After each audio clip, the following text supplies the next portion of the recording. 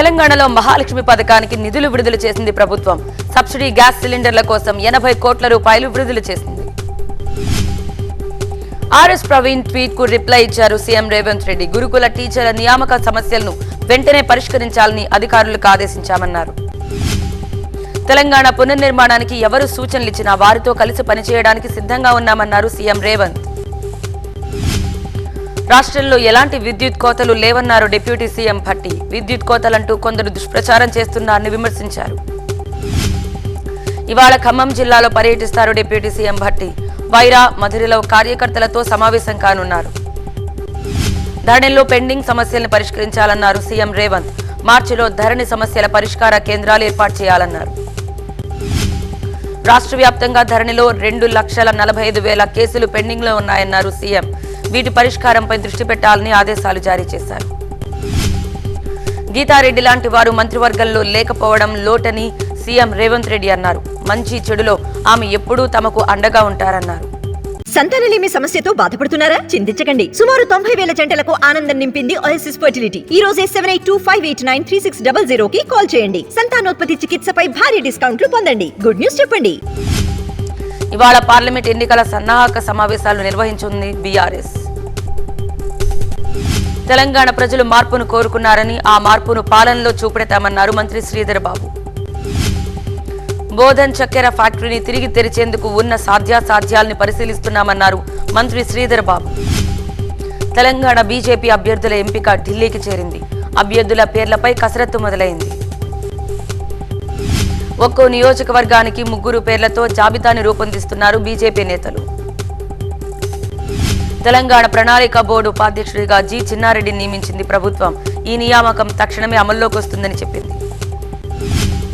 ప్రమాదాలను దృష్టిలో పెట్టుకుని తెలంగాణ రవాణా శాఖ కీలక నిర్ణయం తీసుకుంది. వీఐపీల దగ్గరుండే డ్రైవర్లకు ఫిట్నెస్ టెస్టులు చేయిస్తామన్నారు మంత్రి పొన్నం. ఆర్టీసీ డ్రైవర్లకు రెగ్యులర్ టెస్టులు ఉంటాయన్నారు మంత్రి పొన్నం. రాష్ట్రంలో చేపట్టనున్న కులగణనపై అధికారులకు శిక్షణ ఇస్తామని చెప్పారు. యాదాద్రి పవర్ ప్లాంట్ ను సందర్శించారు మంత్రులు. పనులు వేగవంతం చేసి సాధ్యమైనంత త్వరలో విద్యుత్ ఉత్పత్తి సాధించేలా అధికారులకు సూచనలు చేశారు. తెలంగాణలో ఆటో డ్రైవర్ల సమస్యలు పరిష్కరించాలని డిమాండ్ చేస్తూ హైదరాబాద్ ఉప్పల్లో ఆటోల ప్రయాణం చేశారు కేంద్ర మంత్రి పురుషోత్తం రూపాల. కేంద్రంలో మోదీ నాయకత్వంలో మళ్లీ బీజేపీ ప్రభుత్వం ఏర్పాటు ఖాయమన్నారు రూపాల. చీకటి ఒప్పందాలు, తెరవెనుక కుట్రలు, కుమ్మక్కు రాజకీయాలు బీఆర్ఎస్ కాంగ్రెస్ కి అలవాటన్నారు బీజేపీ ఎంపీ లక్ష్మణ్. కాళేశ్వరం ధరణిపై సీబీఐ ఎంక్వైరీ విషయంలో కాంగ్రెస్ ప్రభుత్వం కాలయాపన చేస్తుందని ఎంపీ లక్ష్మణ్ అన్నారు. ఇవాళ గజ్వేల్లో బీజేపీ విజయ సంకల్ప యాత్రలో పాల్గొంటారు కిషన్ రెడ్డి. ఆలంపూర్, గద్వాల్లో నిర్వహించే బీజేపీ సభలో పాల్గొని ప్రసంగిస్తారు. బీఆర్ఎస్ కు రాజీనామా చేశారు GHMC deputy mayor Mothe Srilatha, ఆమె భర్త శోభన్ రెడ్డి. ఇవాళ దీపాదాస్ మున్సి సమక్షంలో కాంగ్రెస్ పార్టీలో చేరుతామని చెప్పారు. 6 గ్యారంటీల విషయంలో కాంగ్రెస్ పార్టీ ప్రజలను మోసం చేస్తోందన్నారు బీజేపీ ఎమ్మెల్యే కాటిపల్లి వెంకటరమణారెడ్డి. కేరళ నుంచి రాహుల్ గాంధీని పార్లమెంటుకు పంపితే ఒక్కరోజు కూడా ప్రజలకు చేసిందేమీ లేదన్నారు కేంద్ర మంత్రి అశ్విన్ చౌబే. ఏపీ కాంగ్రెస్ అధ్యక్షురాలు వైఎస్ షర్మిల కుమారుడు రాజారెడ్డి మ్యారేజ్ రిసెప్షన్ శంషాబాద్ లోని ఫోర్ట్ గ్రాండ్ లో ఘనంగా జరిగింది. ఈ వేడుకకు మల్లికార్జున ఖర్గే, కేసీ వేణుగోపాల్, సీఎం రేవంత్, దీపాదాస్ మున్షి, కేవీపీ సహా పలువురు కాంగ్రెస్ నేతలు హాజరయ్యారు. ఇవాళ మంగళగిరిలోని ఎయిమ్స్ ప్రారంభం కానుంది. రాజ్కోట్ నుంచి వర్చువల్ గా ప్రారంభించి జాతికి అంకితం చేయనున్నారు ప్రధాని మోదీ. టీడీపీ పోటీ చేసే స్థానాలకు సంబంధించి 94 అసెంబ్లీ నియోజకవర్గాల అభ్యర్థుల జాబితాను విడుదల చేశారు చంద్రబాబు. పొత్తులో భాగంగా జనసేన 24 అసెంబ్లీ స్థానాలు, 3 లోక్సభ స్థానాల్లో పోటీ చేస్తుందని ప్రకటించారు. కుప్పం నుంచి చంద్రబాబు, మంగళగిరి నుంచి లోకేష్, హిందూపురం నుంచి బాలకృష్ణ పోటీ చేయనున్నారు. 23 మంది తొలిసారి ఎన్నికల బరిలోకి దిగుతున్నారు. తన రాజకీయ జీవితంలో అభ్యర్థుల జాబితా కోసం ఎప్పుడు ఇంత కసరత్తు చేయలేదన్నారు చంద్రబాబు. యువతకే అధిక ప్రాధాన్యం ఇచ్చామన్నారు. గెలిచే సామర్థ్యం ఉన్న అభ్యర్థుల్నే బరిలో దింపుతున్నామన్నారు పవన్ కళ్యాణ్. రాష్ట్ర భవిష్యత్ కోసం ముందుకెళ్లాలని నిర్ణయించామన్నారు. స్ట్రైక్ రేట్ ఉండేలా అభ్యర్థుల్ని ఎంపిక చేశామన్నారు పవన్. గత ఎన్నికల్లో 10 స్థానాల్లో గెలిచి ఉంటే ఎక్కువ స్థానాలు అడిగేందుకు అవకాశం ఉండేదన్నారు. బీజేపీ కలిసి వస్తే మళ్లీ మాట్లాడుకుంటామని, సరైన సమయంలో సరైన నిర్ణయం తీసుకుంటామన్నారు చంద్రబాబు. పొత్తులపై హైకమాండ్తో తుది నిర్ణయమన్నారు పురంధేశ్వరి. టీడీపీ జనసేన పొత్తులో ఉండి సీట్ల ఒప్పందం చేసుకున్నాయని చెప్పారు.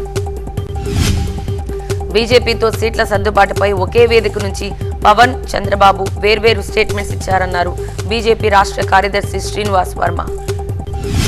టీడీపీ జనసేన తొలి జాబితా విడుదలపై పార్టీ నాయకత్వం నుంచి తమకు ఎలాంటి సూచనలు లేవన్నారు ఎంపీ జీవీఎల్.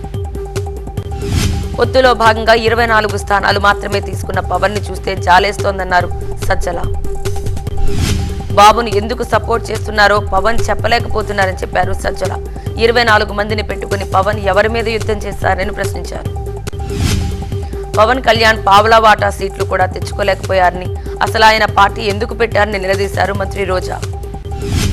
పొత్తుపై టీడీపీ జనసేనకు క్లారిటీ లేదని విమర్శించారు అంబటి. జనసేన 60 నుంచి 70 సీట్లని, 24 సీట్లు తీసుకున్నారని ఎద్దేవా చేశారు మంత్రి. 40 స్థానాల్లో టీడీపీకి అభ్యర్థులు లేరన్నారు వైవి సుబ్బారెడ్డి. చంద్రబాబు బంగారు భవిష్యత్ కోసమే 24 సీట్లకే పరిమితమయ్యారంటూ పవన్ పై సెటైర్ వేశారు.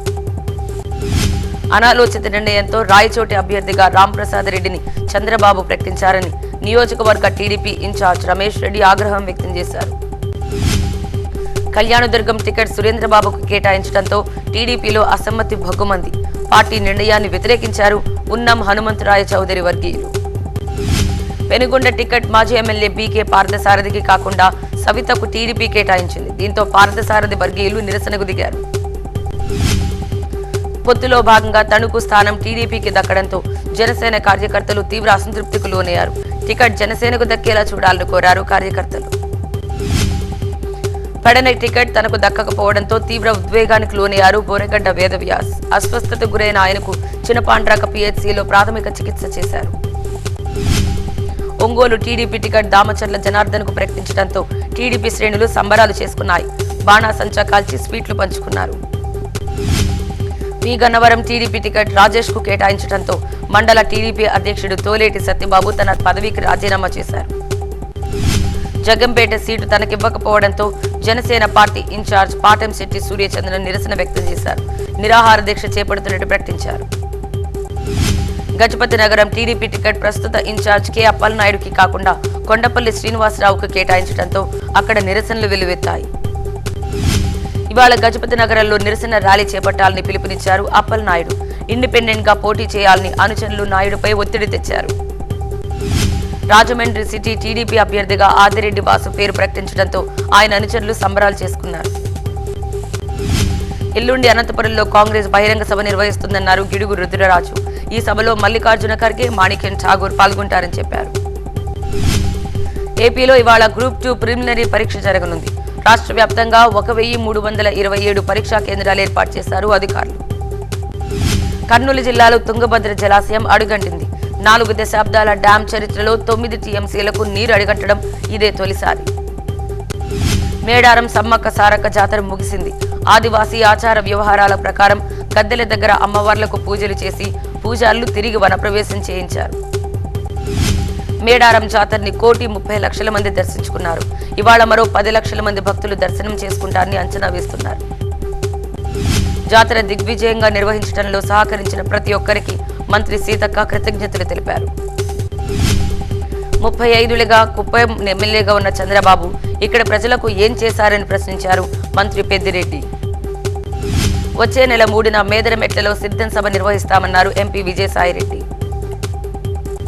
సిద్ధం సభలకు జనం నుంచి అనూహ్య స్పందన వచ్చిందన్నారు విజయసాయిరెడ్డి. అసిస్టెంట్ ఎగ్జిక్యూటివ్ ఇంజనీర్ ఉద్యోగ పరీక్ష రాసిన అభ్యర్థులు గాంధీ భవనం దగ్గర ధర్నా చేశారు. ఏఈఈ ఫలితాలు ప్రకటించి పార్లమెంట్ ఎన్నికల కోడ్ అమల్లోకి రాకముందే తమకు అపాయింట్మెంట్ లెటర్స్ ఇవ్వాలని పరీక్ష రాసిన అభ్యర్థులు డిమాండ్ చేశారు. మార్చి 1న విశాఖలో పర్యటిస్తారు ప్రధాని మోదీ. యాదాద్రి ఆలయంలో 6 సిబ్బంది సర్వీస్ రద్దు చేస్తూ ఉత్తర్వులు జారీ చేసింది దేవాదాయ శాఖ కమిషనర్. భద్రాచలం సీతారామచంద్ర స్వామి సన్నిధిలో జరిగిన సహస్ర కళాభిషేక మహోత్సవాలు ముగిశాయి. ఉపరితల ఆవర్తన ప్రభావంతో తెలుగు రాష్ట్రాల్లో తేలికపాటి వర్షాలు కురిసే అవకాశం ఉంది.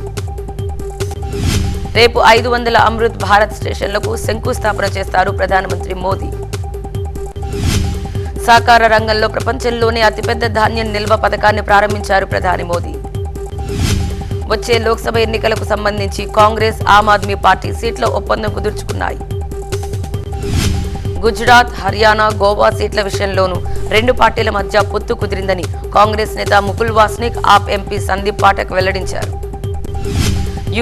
కొత్త ఎన్నికల గుర్తును ఎన్సీపీ శరద్ చంద్ర పవార్ పార్టీ అధ్యక్షుడు శరద్ పవార్ ఆవిష్కరించారు. ఇన్నాళ్లు గుర్తుకు రాని ఛత్రపతి శివాజీ ఇప్పుడు పవార్ కు గుర్తుకొచ్చారా అని మహారాష్ట్ర నవనిర్మాణ్ సేన అధ్యక్షుడు రాజ్ ఠాక్రే ప్రశ్నించారు. విల్వన్గోడ్ ఎమ్మెల్యే విజయధరణి బీజేపీలో చేరారు. ఢిల్లీలో కేంద్ర మంత్రి మురుగన్ అరవింద్ మేనన్ సమక్షంలో చేరారు. పాత నేర చట్టాల స్థానంలో కొత్తగా తీసుకొచ్చిన చట్టాలు జూలై 1 నుంచి అమల్లోకి రానున్నాయి.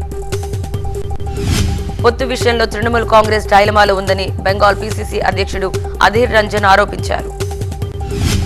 జయలలిత 76వ జయంతిని అన్నాడీఎంకే శ్రేణులు ఘనంగా జరుపుకున్నారు.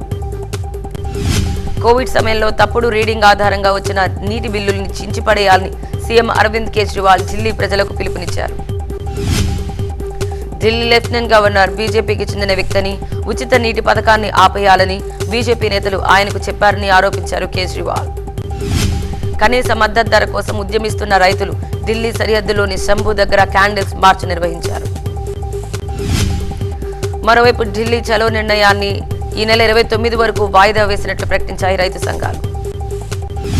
పేపర్ లీక్ ఘటనలపై యోగి ఆదిత్యనాథ్ సర్కార్ తీరును అఖిలేష్ యాదవ్ తప్పుబట్టారు.